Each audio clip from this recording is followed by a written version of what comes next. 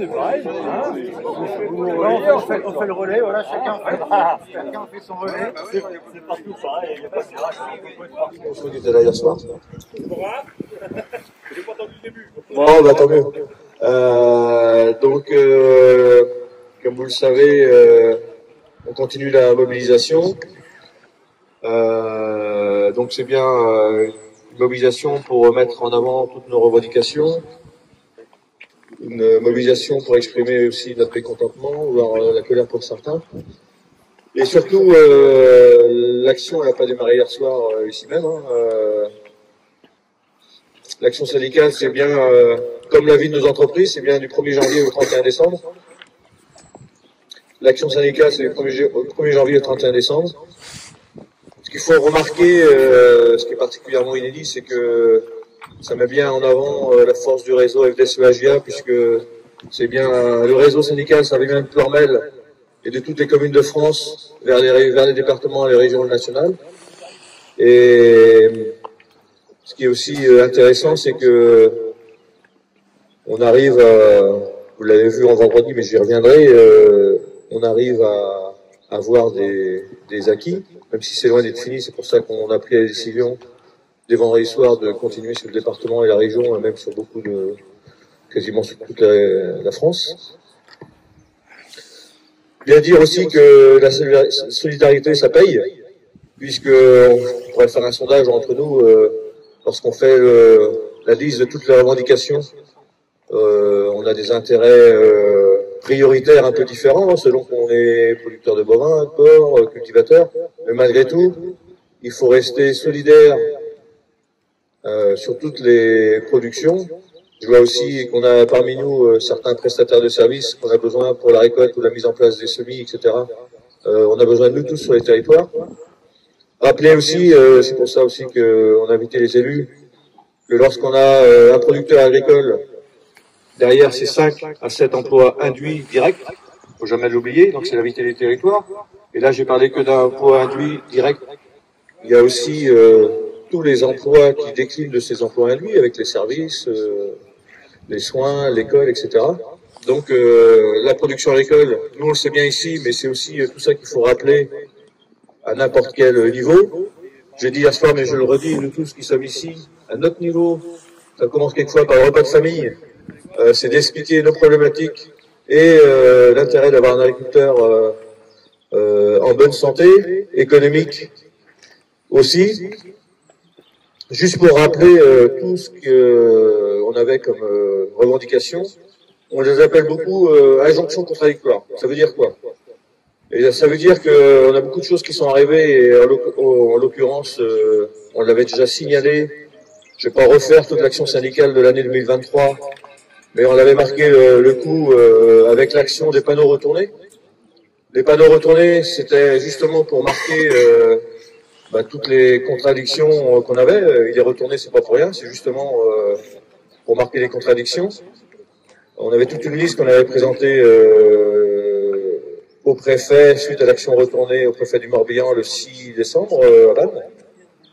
Force est de constater que les effets avaient été assez minimes. Donc c'est pour ça qu'on est en début d'année, nous sommes repartis. C'est pour ça aussi qu'on sommes là ce midi. Nous, notre priorité, c'est le département.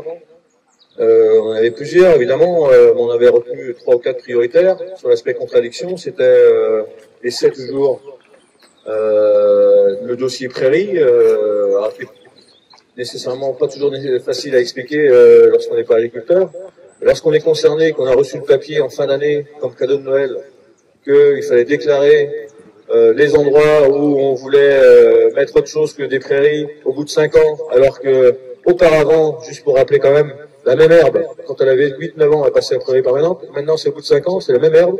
Il faut déclarer à l'administration ce qu'on va mettre comme culture et où on va en mettre d'autres. On est trop con, c'est qu'on déclare.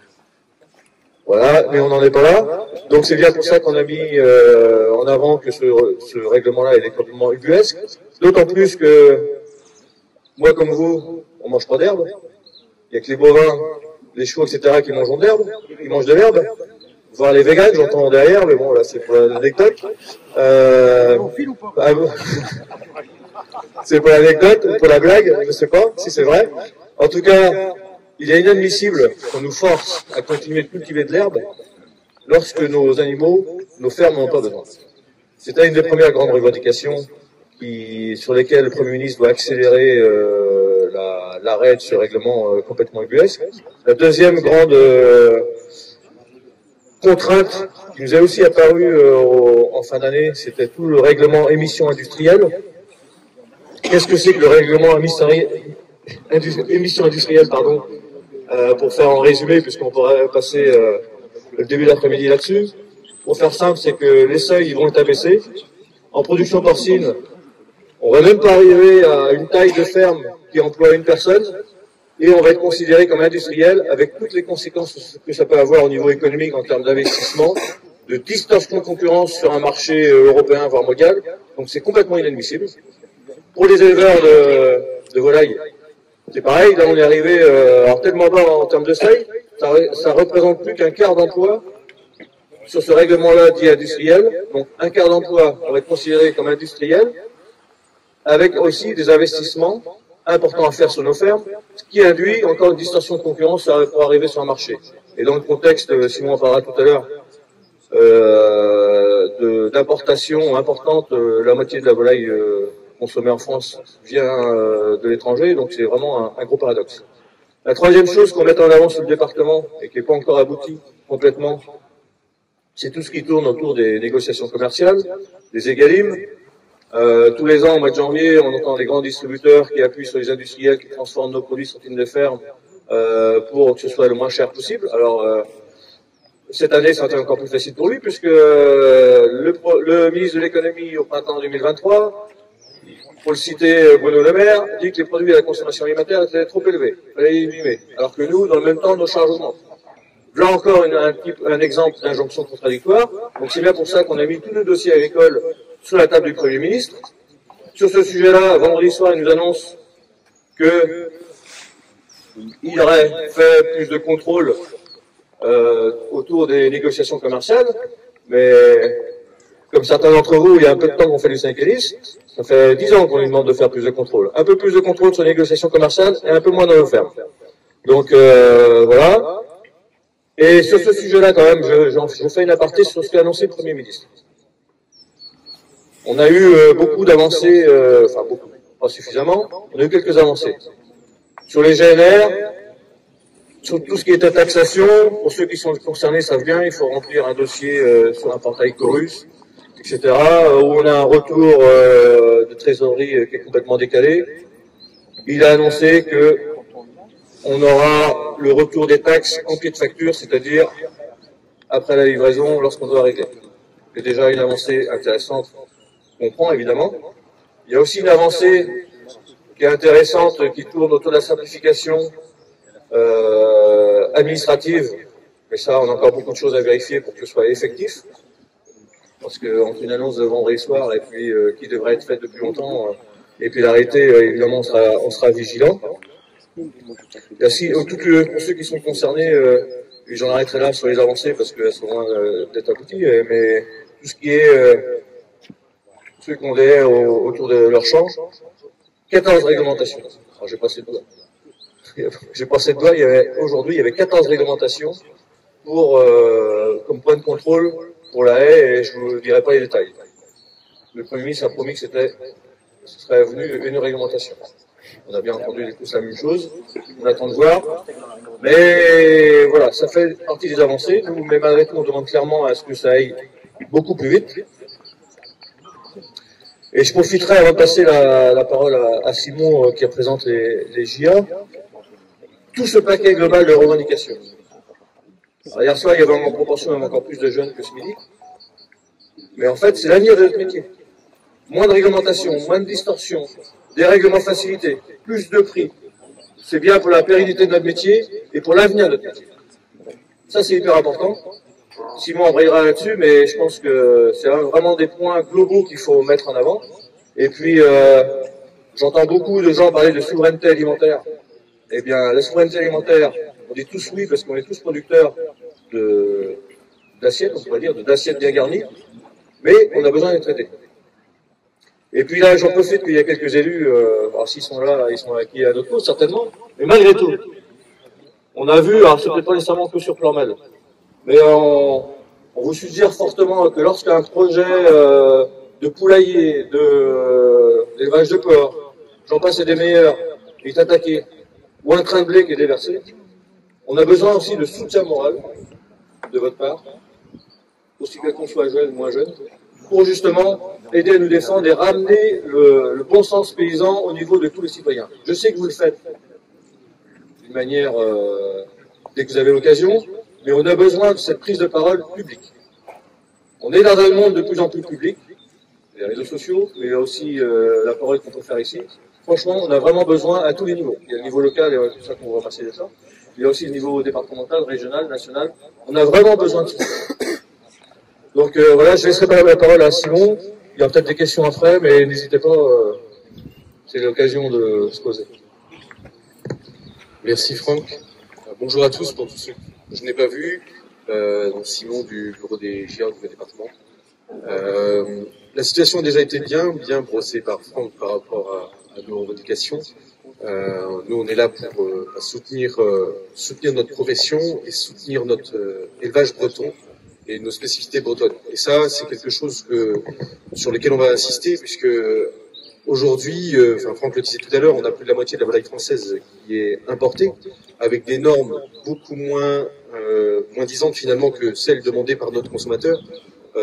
Donc on aimerait bien que justement notre citoyen français il puisse acter sa consommation à ce qu'il nous demande en termes de normes. Et c'est valable aussi pour tout ce qui est légumes industrie, pour tout ce qui est conserve et surgelé. Aujourd'hui, il y a plus de la moitié donc du légume consommé en France qui n'est pas français. Et si aujourd'hui on ne fait pas pression et si on ne montre pas notre force et notre solidarité auprès de nos élus et du gouvernement, nous ne pourrons pas obtenir gain de cause. Et cette force qui est à la Bretagne, parce que le blocage est à Ploermel, le blocage est à La Roche, mais il y a 3 points de blocage aussi sur l'île-et-Vilaine, il y en a 2 minimum dans les Côtes d'Armor, et il y a des actions qui sont prévues à venir. Le mouvement ne s'arrête pas et doit continuer avec force jusqu'aux annonces. Et là, on aura peut-être quelque chose à annoncer demain, peut-être que ça sera jamais suffisant, et donc il faut qu'on puisse se dire que c'est dans la durée. Aujourd'hui, l'avenir de l'agriculture bretonne est en jeu. On a eu quelques petites annonces dont Franck n'a pas parlé sur un moratoire sur le Parsep, c'est donc la directive nitrate où normalement on allait se reprendre une couche de plus. Là ils ont arrêté pour l'instant. On attend de voir à quelle sauce on va être mangé ensuite, mais on va maintenir le combat là-dessus. Vous avez déjà entendu parler des MAE qui ont normalement tout pu être honorés ou vont être honorés là. Ça fait partie aussi du mouvement et c'est pas de la pression qui date de la semaine dernière. C'est une pression qu'on maintient sur le ministre quand il est venu en septembre et sur les préfets depuis plusieurs mois déjà. Et bon, on compte sur vous, on compte vraiment sur votre investissement, sur votre présence. Enfin, de toute façon, c'est le réseau, c'est tous les paysans qui sont présents là aujourd'hui qui font que ça va durer. Je vous remercie. Merci Simon. En complément pour la suite, on l'a dit tous les deux, j'ai dit en introduction tout à l'heure, hier soir, donc le mouvement il continue, et donc avec les collègues responsables ici, on avait choisi d'arrêter le mouvement ce soir, ici même. Malgré tout, on est sur un mouvement départemental comme l'a dit Simon, donc ça continuera certainement à La Roche-Bernard. Et on va certainement lancer dans l'après-midi un mouvement sur Pontivy, avec les collègues plus de l'Ouest, parce que ils ont aussi des choses à dire, ils ont aussi des choses à évoquer. Donc c'est aussi une façon de rencontrer d'autres élus sur le secteur là-bas, d'être vecteur aussi. On a la chance d'avoir les journalistes et les citoyens qui comprennent les problématiques, aussi de faire des relais d'opinion. Et je vous ai parlé tout à l'heure que nous sommes tous des relais d'opinion à des niveaux différents et il faut vraiment capitaliser là-dessus. Parce qu'on est dans un temps où les gens se rappellent que derrière leur assiette, il y a un agriculteur ou une agricultrice. Et c'est vraiment important dans le quart d'heure, mais aussi pour l'avenir, je le redis. Alors, je sais pas s'il y a des questions par rapport, j'ai pensé un peu synthétique, mais peut-être qu'il y a des questions et puis... Il n'y a pas de mauvaises questions. Donc en fait, dans la stratégie syndicale FNSEA JA nationale, c'est que on continue plutôt de faire des mouvements comme on fait là, un peu essaimer sur le territoire. Ça montre la solidarité du réseau avec les différences que l'on a, mais la convergence qu'on a sur toutes les revendications. Et puis aussi sur le blocage de Paris, malgré tout c'est un vrai sujet, mais qui concerne les départements qui sont autour de Paris. Matériellement c'est plus facile, évidemment. Et puis ça montre aussi que bien tout le monde est en dynamisme d'action pour faire passer les revendications à tous les niveaux. Voilà en résumé la stratégie aujourd'hui. On refait un point, quand je dis tout à l'heure que le réseau c'est vraiment de la commune au national, c'est clair, donc on refait des points de visio en département, on l'a fait un ce matin. On va en faire un régional en fin d'après-midi et un autre national tout à l'heure. Donc c'est pas. Alors il y a quelquefois une impression qui peut arriver. C'est le président de la FNSEA, le président d'IG nationaux qui nous dit comment faire nous ici. Non, non. Dans le réseau syndical, c'est les commissions locales de la commune, du canton, du département qui font remonter. C'est comme ça que ça se passe. C'est aussi vrai, je crois, un petit peu en politique. Donc, au niveau de beaucoup d'élections, De moins en moins. normalement. Donc, bon, en tout cas, il faut profiter de l'ouverture, du fonctionnement du réseau syndical FDSEA-GA, puisqu'il est démocratique. Et donc, nous revendiquons aussi nos actions dans le respect des biens et des personnes, mais aussi parce que nous sommes un réseau démocratique. Je ne sais pas s'il y a des questions. Alors, on va reparler tout à l'heure. J'ai parlé. Vous avez vu qu'on a déplacé les caddies des grandes surfaces. Je voudrais en aucun cas que ça apparaisse comme du vol, puisque c'est pas du vol. On les a déplacés. Voilà, c'est un emprunt à court terme pour passer un message que évidemment j'ai trop rapidement dit tout de suite que les négociations commerciales, tous les ans on entend que un coup une enseigne appuie sur un transformateur pour baisser le prix des haricots en boîte, un autre transformateur qui appuie sur un transformateur pour baisser le prix des côtelettes, etc. C'est inadmissible. Il y a une loi Egalim qui a été faite dans le respect de nos coûts de revient de producteurs, et c'est quand même malheureux qu'on ait eu besoin d'une loi Egalim, puisque dans le bien fondé, le bon sens commercial, nos coûts de production, ils sont connus. Les centres de gestion, etc., de manière peut-être un peu trop connue, mais de manière en moyenne, ils sont connus. Donc, si d'une manière collective, sur un territoire comme la France, quand on parle de souveraineté alimentaire, si on veut encore des paysans sur le terrain, eh bien, le moindre des choses, ce serait de mettre à un prix qui suffit à avoir un revenu largement correct, vu le nombre d'heures que l'on fait toutes les semaines. Donc là, c'est très clair. On a des messages aussi à faire passer sur les enseignes. On les fait passer. Il faut les faire passer aussi d'une manière intelligente, comme on a pu faire là avec les caddies sur la route, etc. On attend de voir. C'est un peu comme un match de boxe. Il y a un round, il y a un deuxième round. Sur le combat avec les enseignes, c'est très clair. Et puis, comme je dis tout de suite, je ne vais pas nous contredire. Nous, la ligne syndicale FDSEA, JA, elle est clairement dans le respect des biens des personnes. Mais malgré tout, il faut que toutes les enseignes soient très responsables sur la façon qu'elles négocient avec leurs transformateurs, puisqu'évidemment,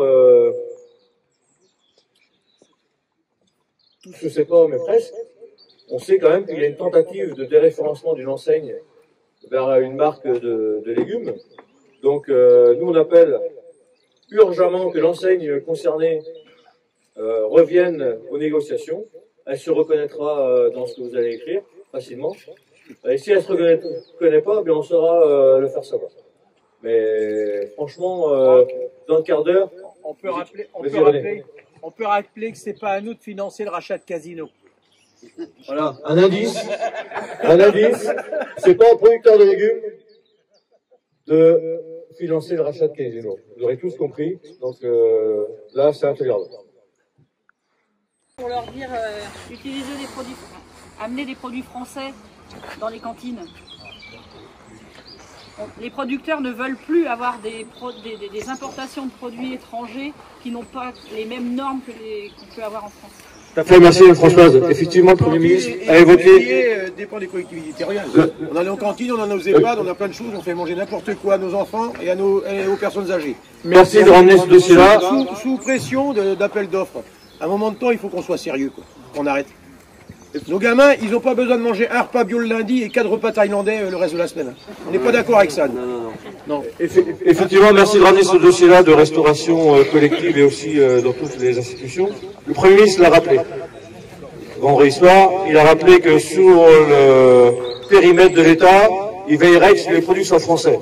Mais il a aussi appelé justement à ce que sous le périmètre des collectivités territoriales, le manger soit français. Mais il y a aussi, j'élargis, le conseil régional au niveau des lycées, il doit aussi veiller à ce que les produits soient d'origine française. Mais lié à ça, vous l'avez pensé fortement, donc je vous le dis, c'est qu'il faut que le prix soit suffisant. Puisque c'est pareil que pour les produits en GMS. On ne va pas se balancer le ballon de rugby pour que tout le monde mette le prix qui convient. Puisque je sais au moins le chiffre pour la restauration collective pour le conseil régional, le prix, l'achat matière première maximum, c'est 2,60 € en moyenne. On est tous plus ou moins custos, on fait tous plus ou moins les achats. On sait bien qu'avec 2,60 €, on va pas chercher beaucoup. Donc il faut aussi se dire que si les 2,60 € sont pas suffisants pour avoir des produits d'origine France, eh ben on va un peu au-dessus. Parce que c'est facile après d'aller chercher du poulet ukrainien pour mettre dans les lycées bretons pour tenir les 2,60 €. Donc franchement, c'est une ligne qu'à chaque échelle, quand je disais qu'on peut tous être vecteurs d'information, eh bien sur ce sujet-là de restauration, c'est clair qu'on peut tous être vecteurs. Évidemment, je n'ai pas pensé à tout, puisque je pourrais causer toute la journée sur tous les dossiers, dans le détail, mais malgré tout, c'est important de passer les grandes lignes sur ces messages-là de fond, et de fond pour nos métiers, pour l'avenir de nos métiers, et pour l'avenir des territoires. Je le redis, un agriculteur, 5 à 7 emplois induits, tous les emplois induits de service après, donc c'est clair qu'il faut vraiment avoir ça en tête, nous tous. Et ça commence à expliquer au repas de famille, parce qu'il y a de moins en moins d'agriculteurs dans les familles, c'est mécanique, mais aussi à chaque fois qu'on a l'occasion, dans les clubs, etc., etc. Moi je compte sur vous tous pour repasser ces messages. Est-ce que... Oui, écoute, je te remercie de me passer la parole. Effectivement, je vois les interrogations que vous pouvez avoir.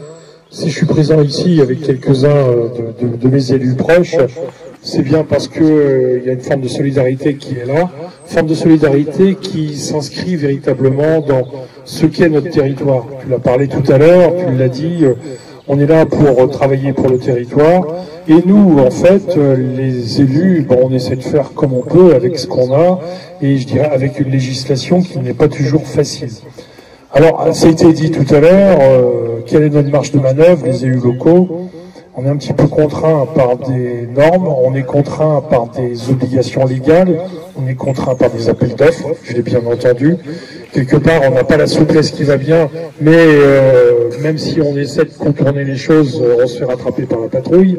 Alors justement, on est contraint également par des prix. Il faut expliquer aussi à tout un chacun, il faut expliquer à toutes les populations, à tous les consommateurs, que la qualité elle a un prix, que justement les productions locales, elles ont aussi un prix, et que quelque part, quand on va chercher des produits complètement dans les extérieurs, sans en connaître véritablement l'origine, ni justement la structuration, eh ben, le prix ne représente pas grand-chose, parce que c'est pas quelque chose de probant.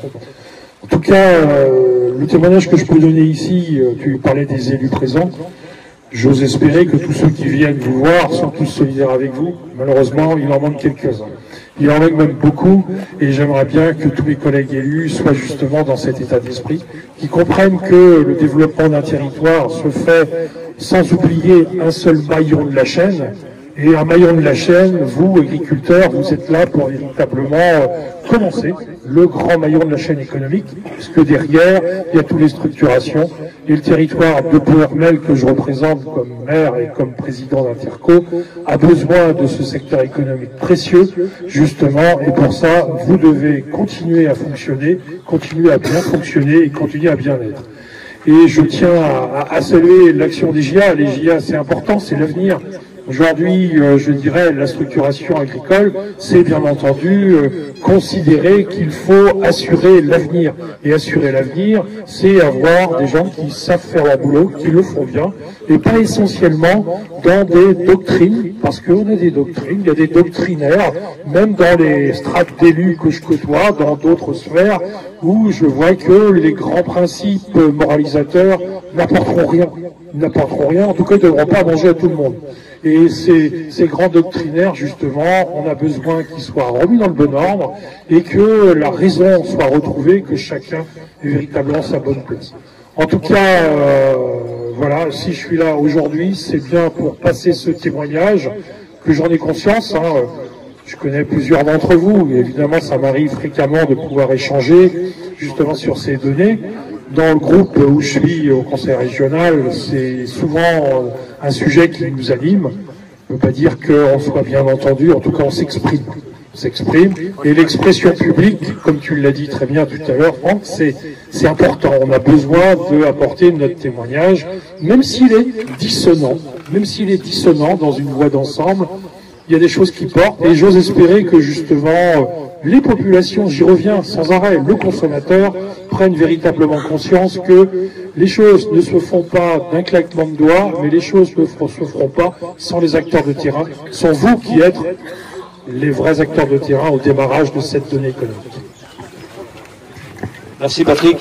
Avant de conclure, j'ai un collègue du conseil là, qui voulait s'exprimer. J'ai pas besoin de micro. Ouais, c'est vrai. C'est vrai, il a 2 fois plus de voix que moi. Non, il est beau. Allez, vas-y. Je suis producteur bio de lait, mais on nous parle de le bio, c'est bien, quand on discute, c'est bien, c'est bien.